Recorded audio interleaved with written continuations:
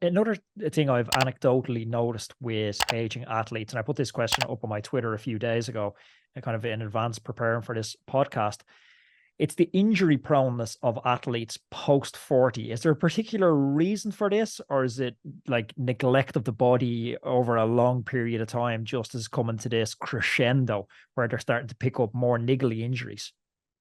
Yeah, I think it's kind of a combination of both. There's the athlete typically as we get older, we have more problems with tendons, for example, or joints. They take more. They're not as able to deal with the stress that they did when you were younger. When you were younger, you could do a lot of things that you can no longer do without putting stress on a joint or a tendon or a muscle. So you have to be somewhat more careful as you get older.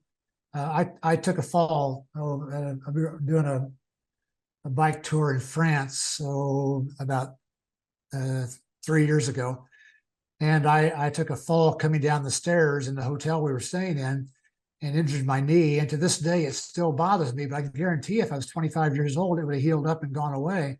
Yeah. But now it still bothers me here. Like 3 years later, I'm still experiencing some difficulty from that knee because of that fall. So we're just more prone to things as we get older. So that's a big part of this is our bodies just are more less able to deal with the stress of something like that fall I took.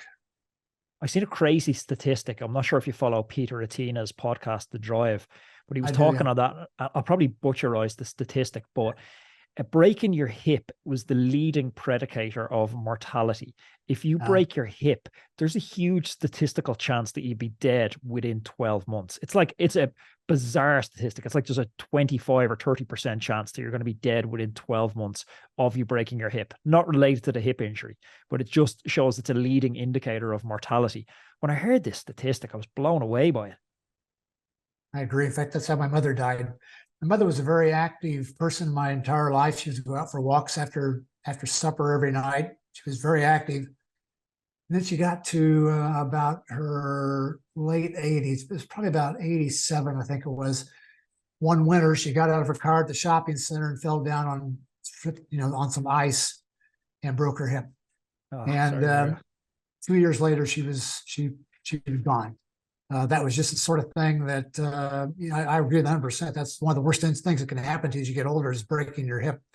Again, that's one of the reasons I suggest you do a lot of weight training to prevent that sort of thing from happening. And exercising, like riding your bike, helps prevent that also.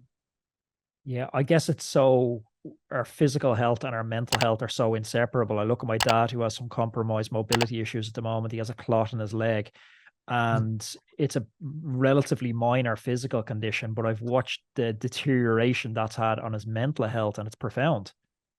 Yeah. Yeah, it really is. My mother was not the same person after that. She began to have other complications that set in health complications in her life, and that's what eventually led to her demise. If you enjoyed this video and you want to keep binge watching the content, check this video. It's a cracker. Also, don't forget to subscribe to the channel. That way, I can catch you in the next one. See you then.